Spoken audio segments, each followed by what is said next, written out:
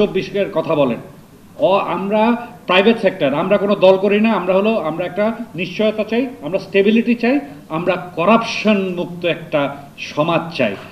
হ্যাঁ, এই যে আজকে আমি ধন্যবাদ জানাই ডক্টর এনামুল হককে, বাস্তবতার যে কথাটা, আমাদের ম্যাক্রো ইকোনমিতে করাপশন আমরা অনেক আশা করেছিলাম, অভ্যুত্থান, নতুন একটা বাংলাদেশ দেখার জন্য, কিন্তু সিরিয়াসলি কি আমরা পেয়েছি? অ্যাকচুয়ালি কিন্তু পাইনি। I must agree and I must appreciate আমাদের কারেন্ট রিজিমে, আমাদের ডক্টর মনসুর, আমাদের মাননীয় গভর্নর সাহেবের আন্ডারে অনেক ধৈর্যর সাথে উনি কিন্তু আমাদের স্টেবিলিটিটা নিয়ে এসছেন। ডলারটা রিজার্ভ বাড়ছে, ডলারের ডিনোমিনেশনটা স্টেবল হয়েছে। কিন্তু what about the other sector, অন্য প্রতিষ্ঠান মেজরলি, ওইটার কিন্তু আমাদের আরও বেড়ে গেছে, আমাদের হয়রানিটা বেড়ে গেছে। আমার বলতে কোনো লজ্জা নেই, আমাদের বিজনেসম্যানদের মুখ যে সামনের দেশটাকে বাড়িয়ে নিতে চাইলে ট্যাক্স রেশিওর উপরে দিয়ে না, নাম্বার বাড়ান। আমাদের এনবিআরকে যদি ঠিক না করা যায়, আমরা তো মনে করি আমাদের ইকোনমির সবচেয়ে বড় ক্যান্সার এখনও কিন্তু এনবিআর দাঁড়িয়ে আছে। কোনো চেঞ্জ এনবিআরে হয়নি, মূলত আরও বেশি বেড়ে গেছে এই সরকারের আমলে।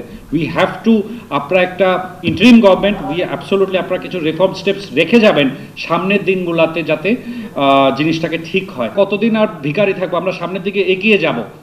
আমরা যেটা বলতে চাচ্ছি যে আমাদের একটা তিনোটা ক্রাইটেরিয়াতে আমরা উত্তীর্ণ হয়েছি।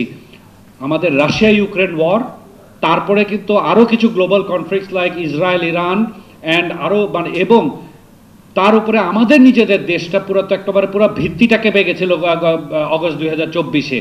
আর এখন কারেন্ট আমাদের ট্রাম্প প্রশাসনের যে গ্লোবাল আনসার্টেন ট্রেড ওয়ার চলছে, এটা কোথায় গিয়ে শেষ হবে আমরা কিন্তু জানি না। So we need to step back. আর 3টা বছর বা 2টা বছর আমরা এটাকে ডেফারেল করলে আমাদেরকে আরও প্রিপেয়ার করতে হবে, কারণ দেশটা কিন্তু শুধু সরকারের, পাবলিক সেক্টরের না, এ দেশটা আমাদের এবং আপনাদের jointly. So let us fight together, prepare ourselves for LDC graduation.